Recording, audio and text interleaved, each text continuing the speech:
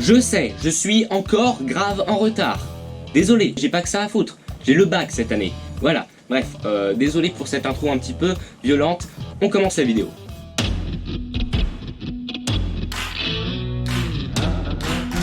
Bonjour tout le monde, aujourd'hui on se retrouve pour parler du film The Witcher Nightmare of the Wolf, sorti en 2021 sur Netflix et qui est réalisé par Kwan De Han.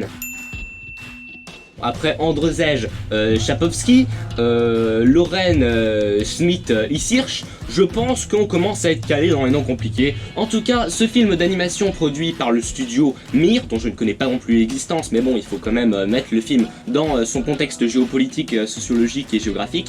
Et ben, ce film d'animation se déroule, je le rappelle, dans l'univers de la série Netflix également, The Witcher, qui est donc adapté des livres de Andrzej Sapkowski, donc on a parlé, voilà, bref, on a parlé des livres de la saison 1, on va bientôt parler de la saison 2, cette vidéo est complètement chaotique, je m'en excuse, mais j'ai pas beaucoup de temps, donc voilà, j'essaye de faire ça à la va-vite. Vidéo de qualité quand même, hein, ne vous inquiétez pas, enfin j'espère, ce sera à vous de me le dire.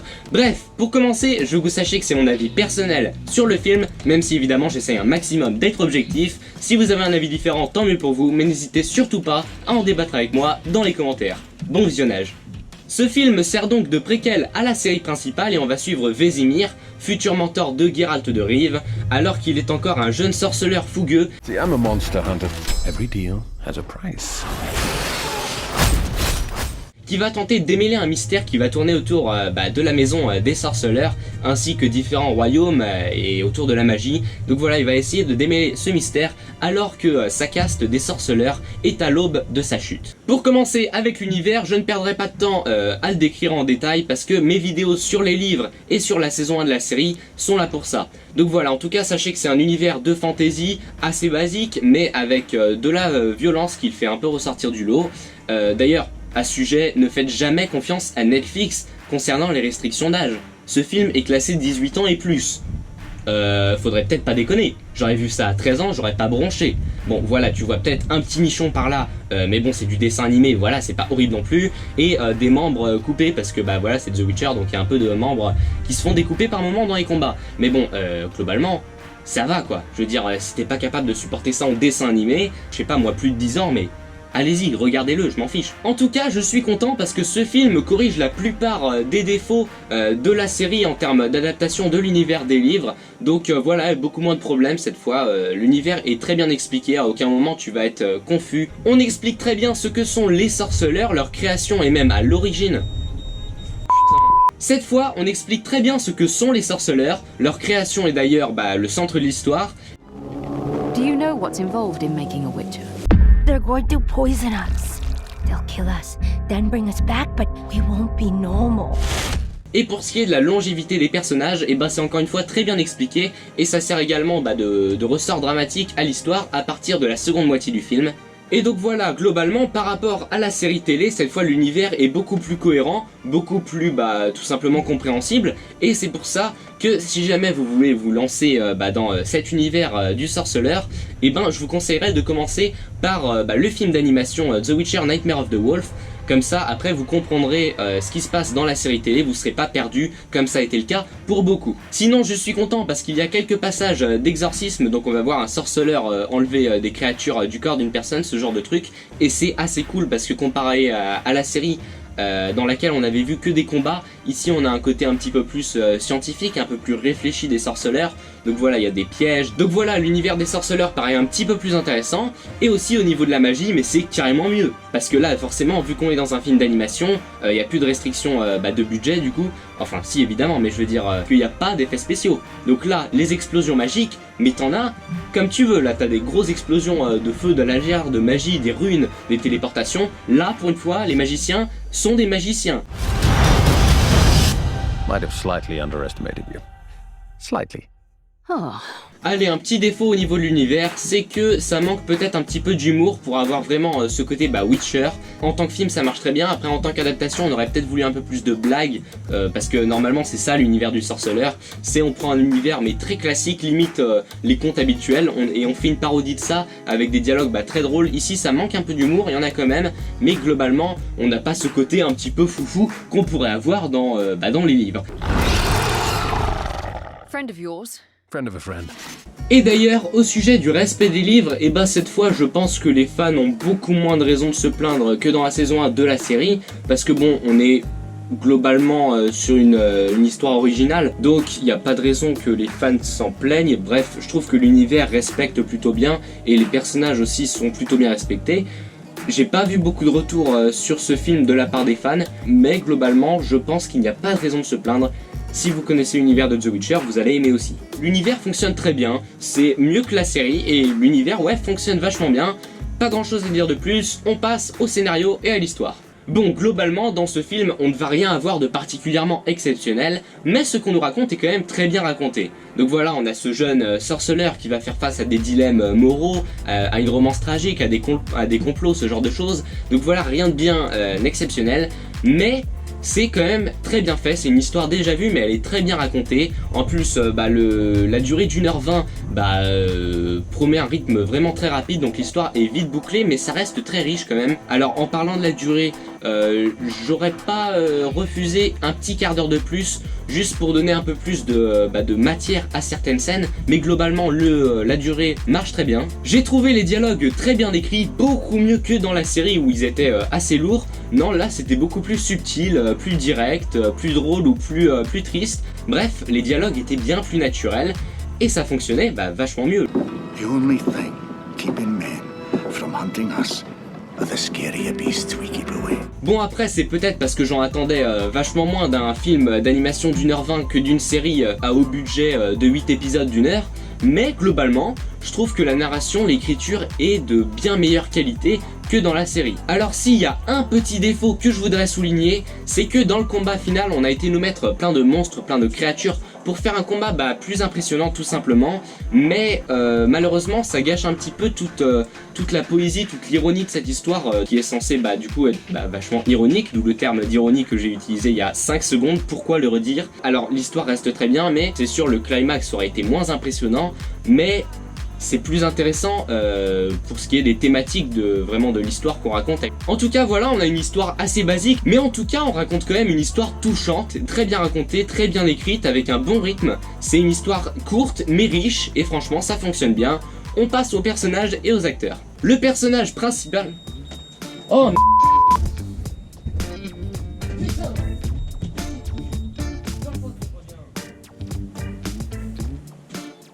Le personnage principal, Vesemir, le sorceleur chasseur de monstres, était plutôt sympathique à suivre. Donc voilà, rien d'exceptionnel, mais voilà, c'est ce personnage jeune qui va faire des blagues assez marrant, qui frime un peu. Fancy look. You must make a killing at druid festivals. Voilà, le personnage sympathique, très bien interprété par Theo James, je trouve. Il faisait du très bon travail, comme globalement tout le casting. Donc voilà, les personnages d'Iliana, de Tetra, de son mentor Deglan, il me semble. Voilà, et les acteurs, je trouve que les voix étaient plutôt pas mal. Et les personnages en soi étaient très efficaces. Encore une fois, il n'y a aucun personnage qui m'a impressionné de ouf. Mais voilà, les personnages très efficaces qui fonctionnent très bien, avec un bon casting vocal.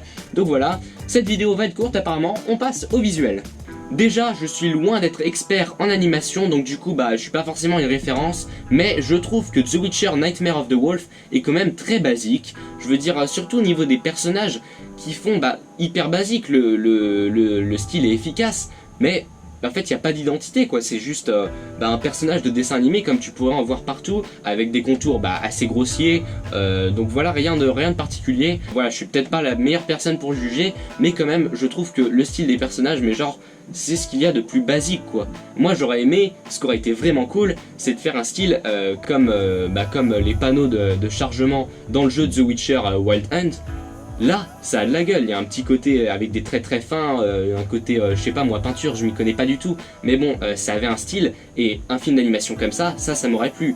Mais là, dans ce film, les personnages sont quand même dessinés de manière vachement banale. Bref, c'est assez basique. Par contre, du côté des décors, déjà ça a beaucoup plus de gueule. La manière dont ils sont dessinés, c'est des genres de peinture un peu, encore une fois, je m'y connais pas du tout. Mais les décors, on dirait qu'ils ont été peints et non pas dessinés comme les personnages, et ils sont franchement très beaux. T'as des très beaux plans avec les décors, notamment vers la fin le lever de soleil sur le lac qui est juste super beau, tu as de très belles couleurs.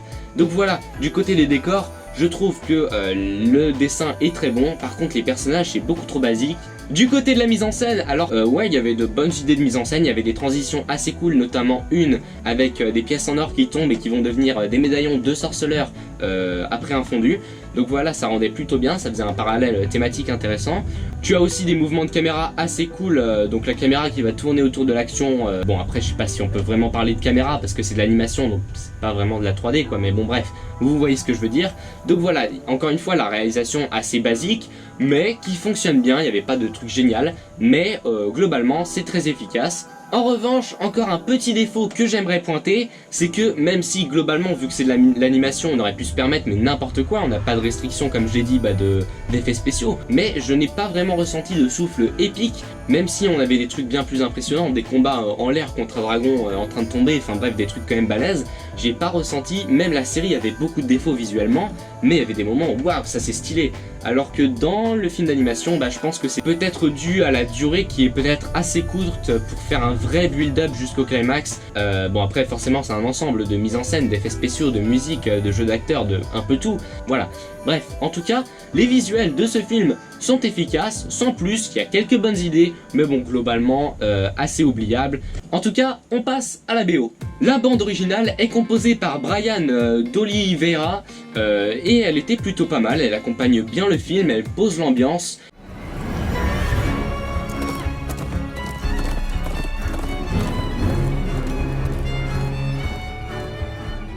Mais après, je l'ai pas trouvé exceptionnel non plus, surtout comparé à la musique de la saison 1 de la série qui était exceptionnelle, avec vraiment un style très reconnaissable et franchement une puissance, elle est épique cette musique. Celle-là également, de The Witcher Nightmare of the Wolf, a un style reconnaissable, un style slave, mais malgré ce style encore une fois assez unique,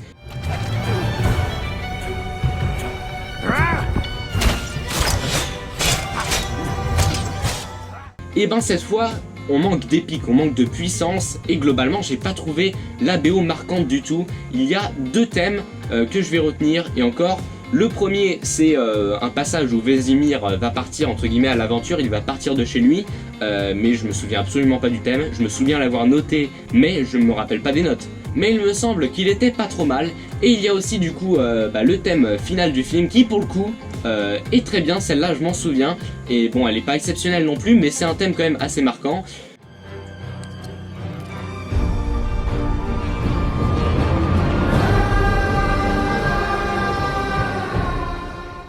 Et donc voilà, la musique fonctionne, j'aurais aimé que ce soit beaucoup plus épique, mais bon après c'est un film d'animation d'1h20 qui est là histoire de surfer sur la licence, on va pas se mentir. Donc voilà, la musique était efficace, mais forcément elle est pas digne de celle de la série, je ne m'en souviendrai pas à part du dernier morceau.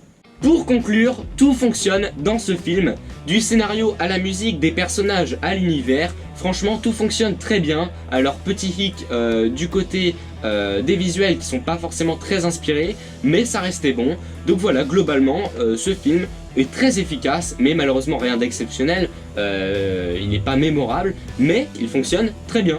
Bref, si je devais lui donner une note en essayant d'être objectif comme d'habitude, je lui mettrais environ 13 sur 20, parce que c'est un film efficace, mais même si j'arrive pas à relever de gros défauts, et ben c'est pas un film qui va marquer que ce soit sur la forme ou dans le fond je pense, mais mine de rien, ça reste quand même la vraie première réussite de The Witcher chez Netflix. Après, comme toujours, ma note est là, histoire de, l'important c'est mon résumé global. Donc oui, je vous conseille The Witcher Nightmare of the Wolf, c'était un film très efficace, très sympa, j'ai passé un bon moment, mais bon, après je dois avouer qu'il est assez oubliable, et franchement, je ne m'en souviendrai même pas s'il n'y avait pas eu Witcher dans le titre. Mais bon, en tout cas, je vous recommande ce film, et surtout, si vous voulez vous lancer dans l'univers, si vous voulez vous lancer dans la série, regardez ce film d'animation avant, ça va vous permettre de bien comprendre l'univers et de pas arriver comme un cheveu sur la soupe au milieu d'une série incompréhensible. Je suis quand même un petit peu surpris de l'accueil critique du film, qui est assez mitigé, d'après ce que j'ai vu c'est dans les 50% globalement. Bon après le film est pas exceptionnel, mais 50% c'est quand même, ça veut quand même dire que c'est moyen quoi. Et moi franchement je trouve que y a rien à dire de vraiment mauvais sur ce film à part peut-être les visuels. Donc voilà, globalement ouais c'est un bon film, je le recommande carrément. Et pourquoi 50%? Bref, c'en est tout pour cette vidéo, j'espère que vous l'avez apprécié. Si c'est le cas tant mieux pour vous, sinon tant pis pour moi. On se retrouvera bientôt pour une prochaine vidéo, salut.